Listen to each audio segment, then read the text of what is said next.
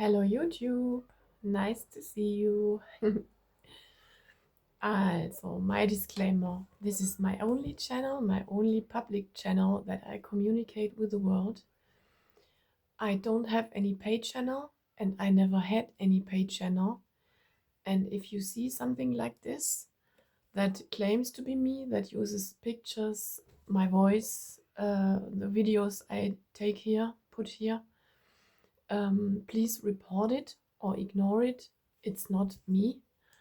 And I prefer if you reported it. So don't give people like this a chance. We should always report something like that. So thank you, that's out of the way now. And I had another, I can call it download. Very creative and inventional. Because I always say it. So praise to irony. Okay, I have had a download or a massive, intensive thought about a card in the tarot deck, in the Rider-Waite, and about the background of this card because always there are different meanings and different interpretations. And so genau. I first of all show you the card. It's the Five of Swords. And there's a man in the front, and he seemingly defeated the others. They are walking away, and he holds the swords. He holds the majority of the swords, and the swords of the other people are lying on the ground. And they are walking away, and they are a little bit bowed down. So they really look defeated. Although the meaning in the book, in the description of the book, is a little bit open, or much that gives much more variety, as always in tarot, because it always depends on the circumstances in which we lay it and the question is asked. But I will read you the description of this card, and then I will tell you my thought I had to this card. So I will read it out of this book.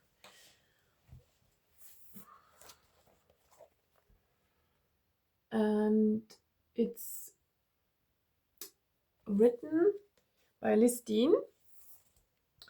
And the cards that are pictured in the book are exactly this type of Rider-Waite cards. I show you the Rider-Waite version I use. It's this one.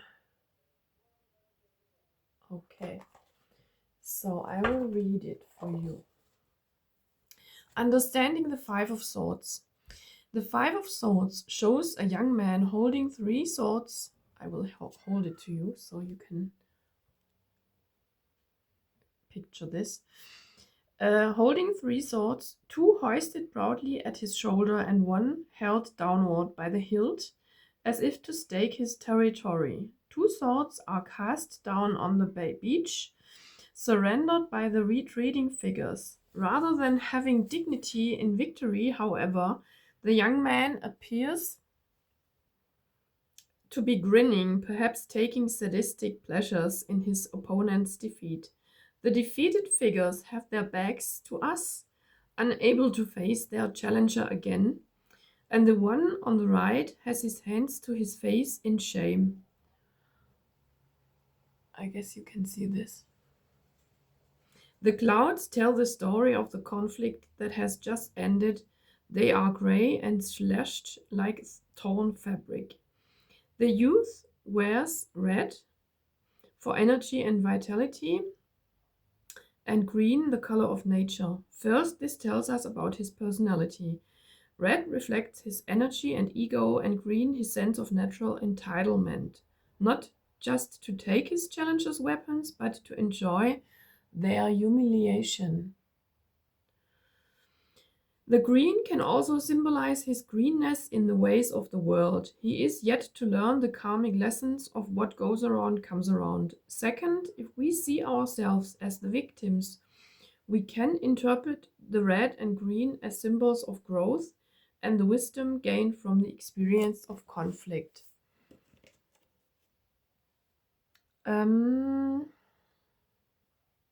Okay. The rest is too specific. I won't read it to you, because I guess you 7.5 don't want to get tarot readers very soon. Maybe you just want to understand the card. So the book, what is this? The book writes about the upright meaning. The traditional meaning of this Five of Swords is battle and loss. It often shows family disputes, conflicts with managers, and also being the victim of the system, specifically educational boards and government and educational bodies. In relationships, the card predicts tension and conflict. Overall, the Five of Swords reveals ongoing stress, continual challenges to your position, and often defeat.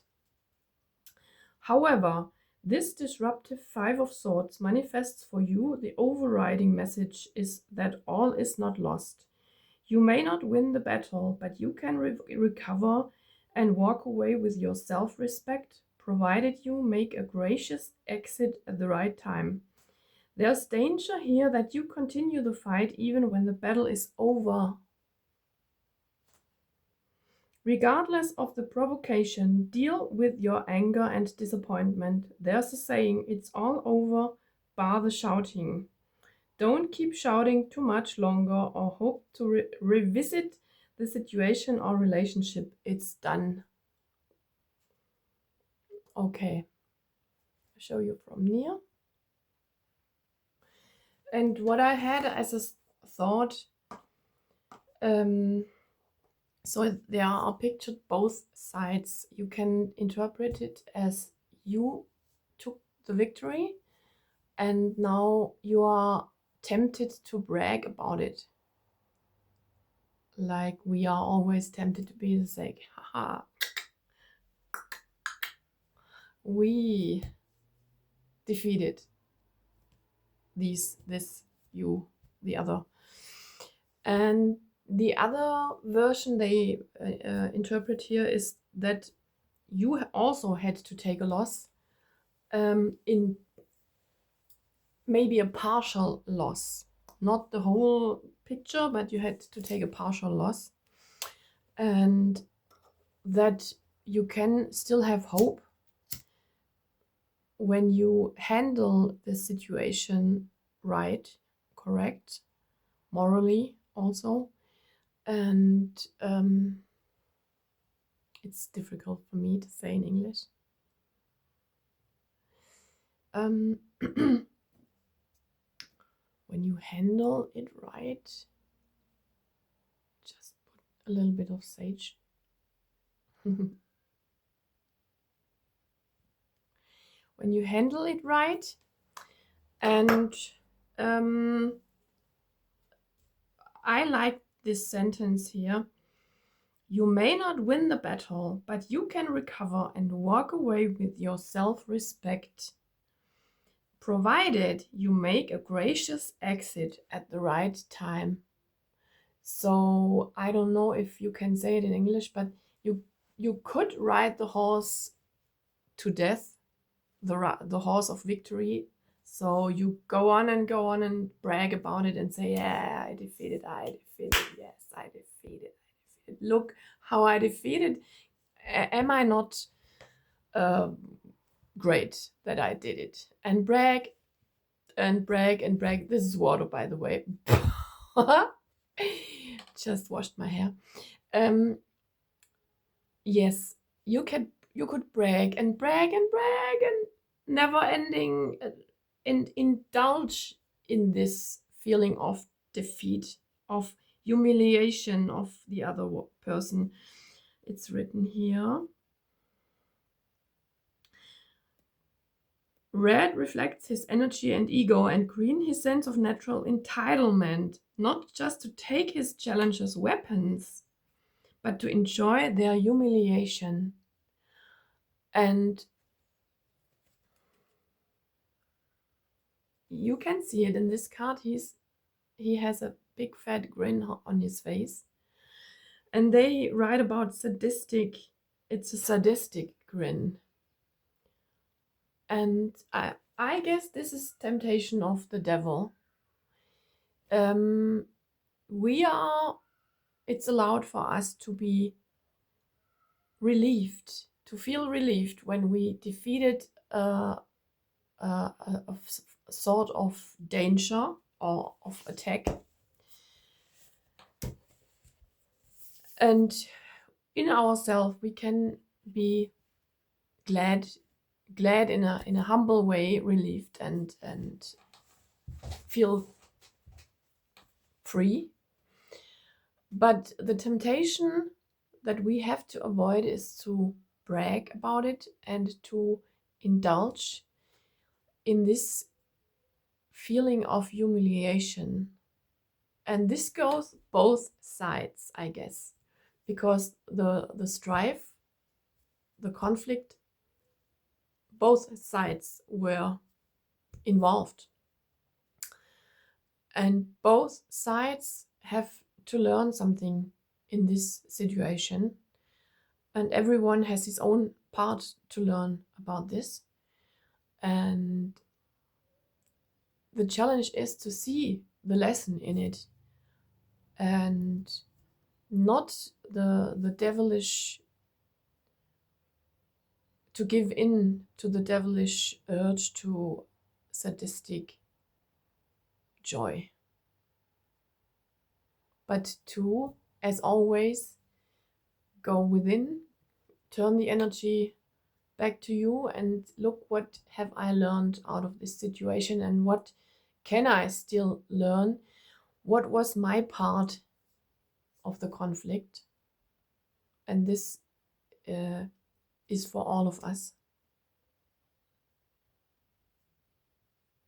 We can all think about this because there are always conflicts as long as there are humans. So I will take one of my Bibliophile Oracle deck. Oops.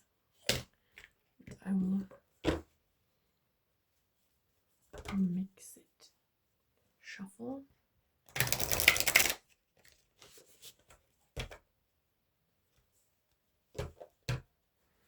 I hope this was understandable what I was talking about.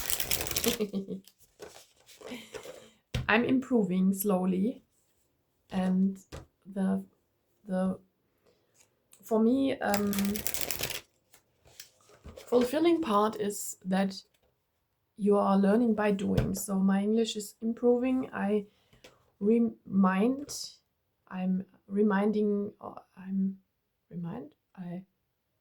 me of words I learned in school 400 years ago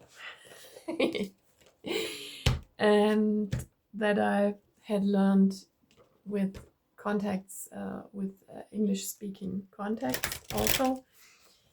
And I like this. We should always challenge ourselves in areas to go further and to improve.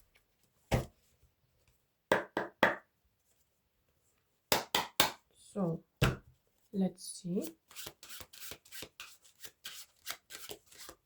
These are the funny sounding cards.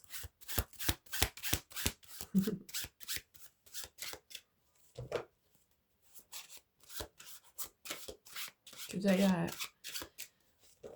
have just the hair like this, without crazy clips in it.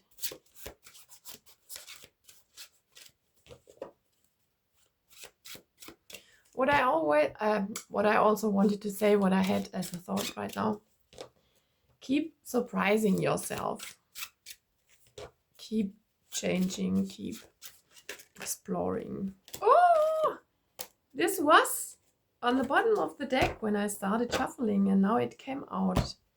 It's the anti-hero, anti-hero, but it came like this. I show you upright again. Anti-hero, and it was upside down. I will read it for you.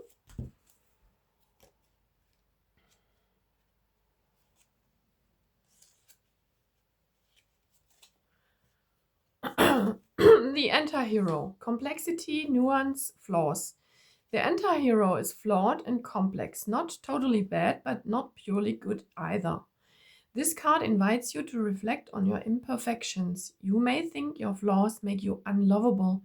On the contrary, these traits make you more interesting and may even be hidden strengths.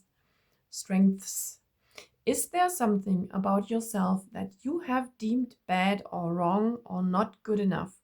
How could this quality actually be a superpower? And reversed. When reversed, this card suggests that you may be looking at a situation through an overly simplistic lens, as if it's black and white, when in reality it's gray. Take another look. What are the nuances you didn't notice before? Interesting. Okay. So don't look black and white. Oh, I love these cards. I'll show you upright again. I love the colors and how they are made. So so lovable, and it came like this. So take a closer look and maybe allow yourself also to have parts of yourself. Don't judge yourself and don't judge others in black and white. Maybe allow that there are parts between in the middle of very good and very bad. Parts that need to be developed still. And parts that maybe always will not be the way you want it, but you learn to accept them,